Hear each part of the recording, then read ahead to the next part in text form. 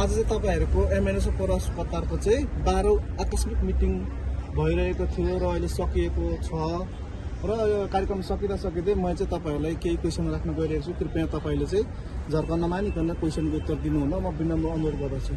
Question चाहिँ यस प्रकार रहेको छ, तपाईहरुको एमएनएसओ प्रवास कतारले चाहिँ आज 12 मिटिङ आकस्मिक रूपमा किन यसरी गर्नुभयो र सडाको चाहिँ कार्यकर्ताहरू भेला नगरेर आकस्मिक मिटिङको कारण के थियो र भावी योजनाहरू के छ र आजको मिटिङबाट पारित भएका कुराहरू के छ, कृपया खुलस्त रूपमा भनिदिनु हुन म विनम्र अनुरोध गर्दछु। यहाँलाई धेरै धेरै धन्यवाद। एमएनएसओ प्रवास सभा कतारको 12औं मासिक बैठक चाहिँ आकस्मिक बैठक बसिएको छ। हिजो हामीले 6 तारिकमा सम्मान तथा प्रमाणपत्र वितरण कार्यक्रम राखिएको थियो। त्यसमा हाम्रो समयको पाबन्दी रहेको थियो। त्यस कारणले गर्दाखेरि यो हप्ता आजको 13 तारिकमा चाहिँ हामीले इमर्जेन्सी रूपमा त्यो प्रस्तावित गरिएको कुराहरू व्यवहारिक रूपमा उतार्नु पर्ने कारणले गर्दाखेरि आजको आकस्मिक बैठक बसिएको र साथै यो आजको बैठक र निर्णायक कुराहरू चाहिँ के छ भन्दाखेरि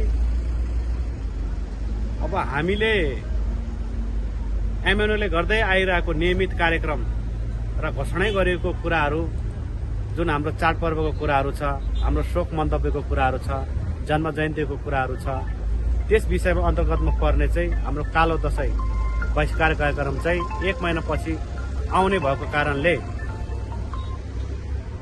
हामीले चाहिँ अक्टोबर 11 तारिकमा चाहिँ कालो दशैं बहिष्कार कार्यक्रम आफ्नो पुर्खामाथि भएको दुर्घटनाप्रति चाहिँ शोक मन्तव्य राखी दशैं बहिष्कार कार्यक्रम राख्ने आज प्रस्ताव निर्णय भएको छ। भनेदेखि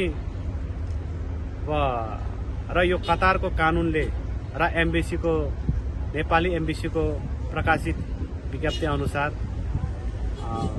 प्रवासमा रहेका श्रमिकहरूले कुनै पनि राजनीतिक दल खोल्न र राजनीतिक संगठनहरू चल्न नपाउने र खोल्न नपाउने भएको कारणले यही कुराहरूलाई मध्यनजर गर्दै हामी एमएनएसओ प्रवास सभा कतारको नाम मात्र हामी सरसल्लाह गरेर केन्द्रीय सरसल्लाह अनुसार नै नामाकरण चाहिँ आज नेप्लिज मूलवासी मंगोल इन कतार भनेर चाहिँ नामाकरण गरिएको र घोषणा गरिएको छ। यो एकदम ऐतिहासिक दिन रहेको छ हामीलाई पनि र यसमा चाहिँ हामीलाई गर्व पनि लागेको छ र हामीले यो प्रवास सभामा रहेको मंगोल समुदायलाई एकजुट गर्न पाऊँ र हाम्रो मंगोल मुक्ति र मंगोल राष्ट्र र मूलवासीको सरकार बनाउनमा चाहिँ हामी चाहिँ तत्पर रहेकोले अन्य शुभचिन्तकहरू पनि यसमा सामेल हुन सक्ने भएकोले यहाँको वातावरणलाई चाहिँ निहालेर चाहिँ प्रवास सभा कतारलाई चाहिँ अहिले हामीले नाम चाहिँ नेपाली कतार भनेर चाहिँ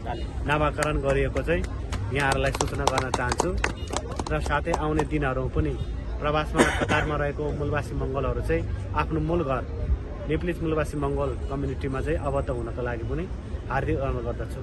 जय मंगोल। जय मंगोल।